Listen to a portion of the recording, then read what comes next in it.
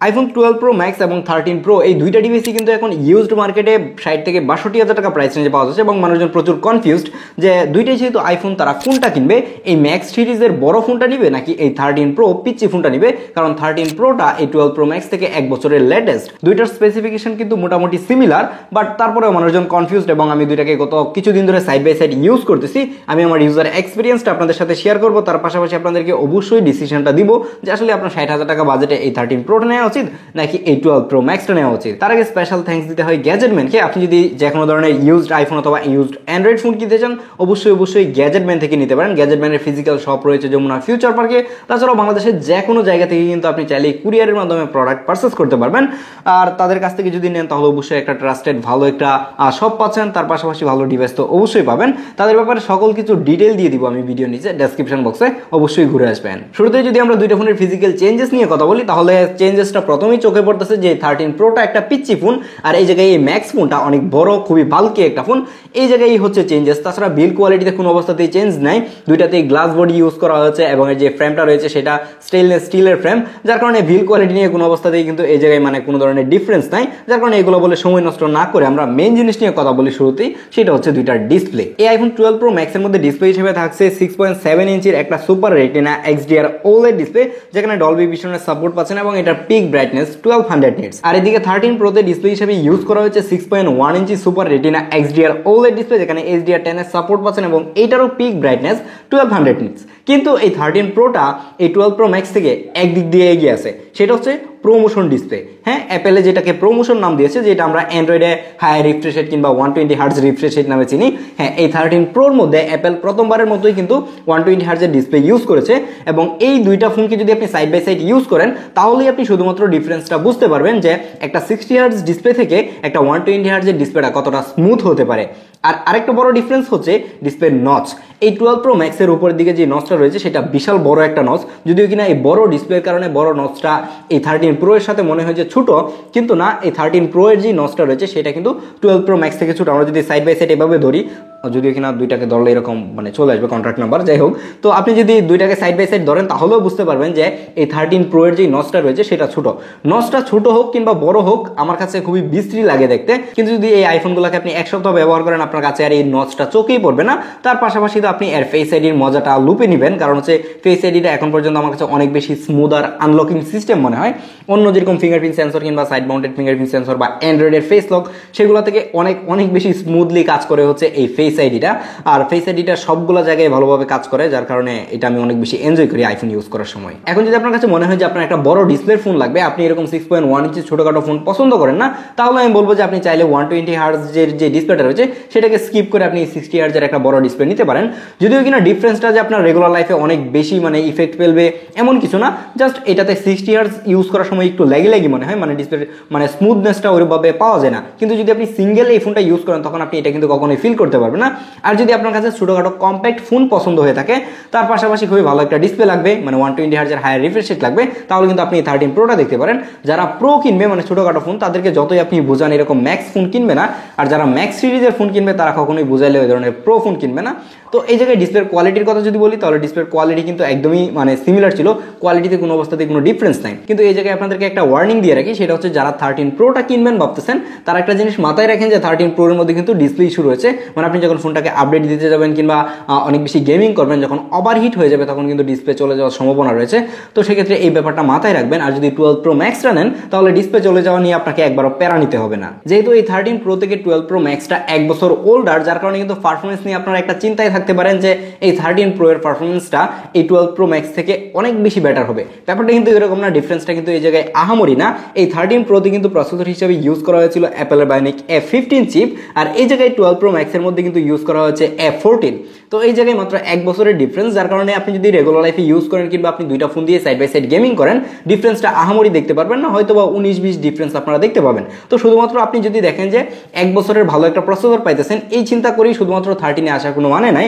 আপনি চাইলে কিন্তু এই 12 প্রো ম্যাক্সেও থাকতে পারেন, পারফরমেন্সটা কিন্তু সিমিলার পাবেন। কিন্তু আরেকটা বিষয় আপনি মাথায় রাখেন, যদি আপনি অনেক বেশি লং টাইম ধরে ইউজ করতে চান, লাইক আপনি 4-5 বছর আরও এই ফোনটাকে ব্যবহার করবেন, এরকম চিন্তা করে একটা ফোন কিনেন, তাহলে কিন্তু আপনি সফটওয়্যার সাপোর্ট এই 13 প্রোতে এক বছর বেশি পাবেন এই 12 প্রো ম্যাক্স ম্যাক্স থেকে। এখন কথা বলা যাক মোস্ট ইম্পর্টেন্ট পার্ট, সেটা হচ্ছে ক্যামেরা। এই 12 প্রো ম্যাক্স থেকে 13 প্রোতে কিন্তু ক্যামেরাতে মোটামুটি ভালোই ইমপ্রুভমেন্ট আসছে। দুইটা ফোনের ব্যাক সাইডে 3টা ক্যামেরা ইউজ করা হয়েছে। হ্যাঁ, প্রো আর হচ্ছে প্রো ম্যাক্স অবশ্যই 3টা ক্যামেরা থাকবে, কিন্তু এই 3টা ক্যামেরার মধ্যে ডিফারেন্স হচ্ছে যে এই 12 প্রো ম্যাক্সের মধ্যে যে টেলিফোটো লেন্সটা ইউজ করা হয়েছে সেটা হচ্ছে 2.5x পর্যন্ত অপটিক্যালি জুম করতে পারে, আর এদিকে কিন্তু 13 প্রোতে 3x টেলিফোটো লেন্স ইউজ করা হয়েছে। বাই দ্য ওয়ে প্রত্যেকটা লেন্সই কিন্তু 12 মেগাপিক্সেলের, এবং এর যে সেলফি ক্যামেরাগুলো রয়েছে সেগুলো কিন্তু 12 মেগাপিক্সেলের ইউজ করা হয়েছে। আপনি যদি দুইটা ফোনের মেইন লেন্সের ছবি সাইড বাই সাইড দেখেন তাহলে কোনো অবস্থাতেই কোনো ডিফারেন্স ধরতে পারবেন না, একদমই সিমিলার রেজাল্ট দিচ্ছিল। কিছু কিছু ক্ষেত্রে দেখা যাচ্ছিল যে এই 13 প্রোটা একটু বেটার পারফর্ম করতেছিল, যেরকম লো লাইটে যদি যান তাহলে দেখবেন যে 12 প্রো ম্যাক্স থেকে একটু বেটার পারফর্ম করতেছে। ইভেন ডে লাইটেও দেখলাম যে ডাইনামিক রেঞ্জ কিন্তু এই 12 প্রো ম্যাক্স থেকে একটু বেটার রাখতে পারতেছে এই 13 প্রো, বাট ডিফারেন্সটা কিন্তু 19-20, আহামরি কোনো ডিফারেন্স নাই। তারপর যদি আপনি আলট্রা ওয়াইডে যান তাহলে দেখবেন যে ডিফারেন্সটা কিন্তু একদমই সিমিলার ছিল, খুব বেশি একটা আহামরি ডিফারেন্স নাই। দুইটা দিয়ে খুবই সুন্দর সুন্দর ছবি তোলা যাচ্ছিল এবং ছবির শার্পনেস, ডিটেল, কালার সবকিছুই সিমিলার ছিল। হ্যাঁ, আইফোনে যেরকম ওয়ার্ম কালার ছবি তোলায় প্রত্যেকটা লেন্সেই কিন্তু এরকম ওয়ার্ম কালার ছবি দিচ্ছিল, কিন্তু ঠিক সেম ভাবেই এর মেইন লেন্সের মতো আলট্রা ওয়াইড লেন্সটা দিয়ে যখন লো লাইটে আপনি ছবি তুলবেন তখন কিন্তু এই 13 প্রো দিয়ে এই 12 প্রো ম্যাক্স থেকে একটু বেটার আউটপুট পাবেন, কিন্তু এই ডিফারেন্সটাও আহামরি না, একদমই 19-20 ডিফারেন্স। এর মেইন লেন্স এবং আলট্রা ওয়াইডে কোনো ধরনের ডিফারেন্স না দেখলেও আপনারা ডিফারেন্স পাবেন হচ্ছে টেলিফোটো লেন্সে, যেরকম 13 প্রোতে একটা 3x টেলিফোটো লেন্স ইউজ করা হয়েছে, আর এদিকে 12 প্রো ম্যাক্সের মধ্যে 2.5x লেন্স ইউজ করা হয়েছে। 12 প্রো ম্যাক্সের 2.5x টেলিফোটো লেন্সটা হচ্ছে 65 মিলিমিটারের, আর এদিকে 13 প্রো এর 3x লেন্সটা 77 মিলিমিটারের, যার কারণে ডিফারেন্সটা খুব বেশি মনে হয় না, কিন্তু তারপরেও দেখা যায় যে সাইড বাই সাইড যখন পোর্ট্রেট ছবি তোলা যায় তখন কিন্তু এই 13 এটা দেখতে অনেক বেশি সুন্দর লাগে। সরি, 13 প্রো, এই 13 প্রো এটা দেখতে কিন্তু 12 প্রো ম্যাক্স থেকে বেটার মনে হয়। ইভেন ডিটেলের ক্ষেত্রেও দেখলাম যে এই 12 প্রো ম্যাক্স থেকে অনেক ভালো ডিটেল রাখতে পারে হচ্ছে এই 13 প্রো।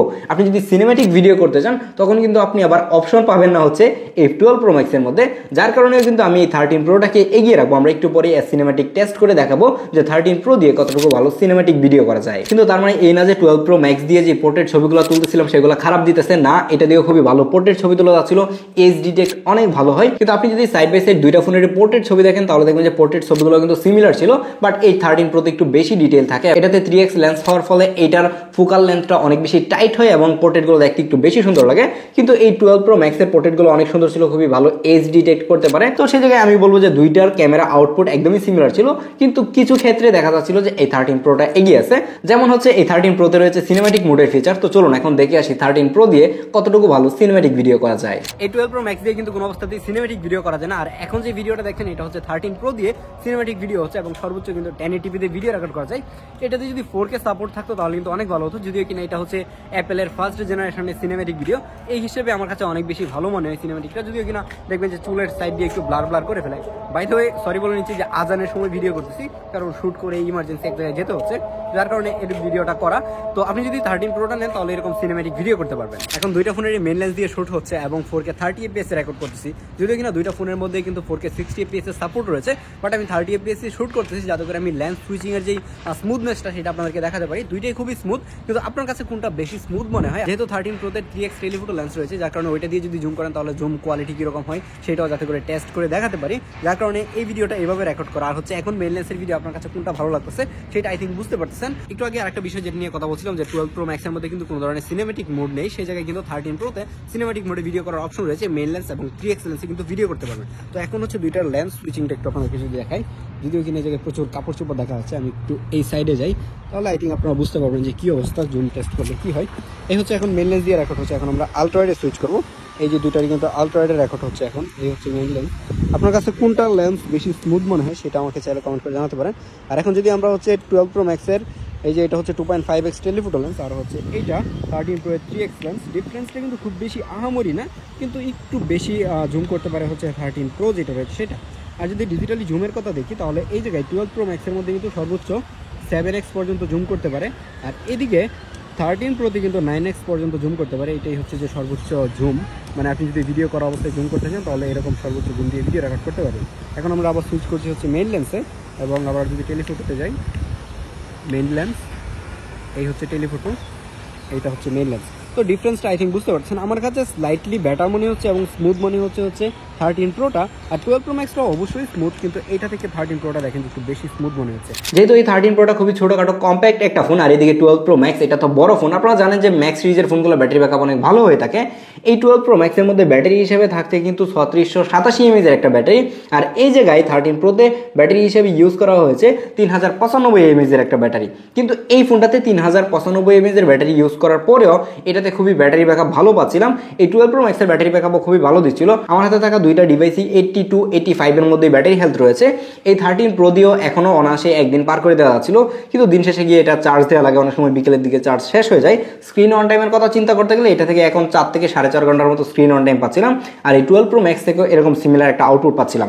তো যারা চিন্তা করতেছেন যে শুধুমাত্র ব্যাটারি ব্যাকআপের জন্য আপনি এরকম বড় ফোন নেবেন আর অন্য কোনো রিজন নাই, আমি বলবো যে এটা একটা রং ডিসিশন হতে পারে। কারণ হচ্ছে এই সময় এসে মানে 2025 সালের শুরুর দিক দিয়ে এইরকম পুরাতন 12 প্রো ম্যাক্স আপনাকে কখনোই ভালো আউটপুট দিবে না, মানে ব্যাটারি ক্ষেত্রে অ্যাটলিস্ট ভালো সাপোর্ট পাবেন না। আর যেইগুলো আপনি পাবেন মার্কেটে আপনাকে 95% ব্যাটারি হেলথ দেখানো হবে কিংবা 90% ব্যাটারি হেলথ দেখানো হবে, সেগুলো ধরে নিতে পারেন ম্যাক্সিমামই হচ্ছে স্ক্যাম, ব্যাটারি বুস্ট করা কিংবা ব্যাটারি চেঞ্জ করা। যার কারণে এই 13 প্রোটা যদি আপনি এখন কিনেন তাহলে 90% কিংবা 85% অথেন্টিক ব্যাটারি পাওয়ার চান্স কিন্তু এই 12 প্রো ম্যাক্স থেকে অনেকটাই বেশি।